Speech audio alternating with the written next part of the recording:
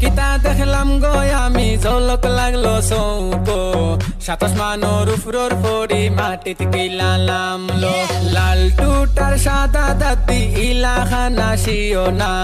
মুস্কি হাসি দিয়া তুমি কিতা দেখলাম গো আমি ঝলক লাগলো চৌকো 27 মানোর উফরোর পরি মাটিত কিলালাম লো লাল টুটার সাদা দাদি ইলা খানা শিও না মুস্কি হাসি দিয়া তুমি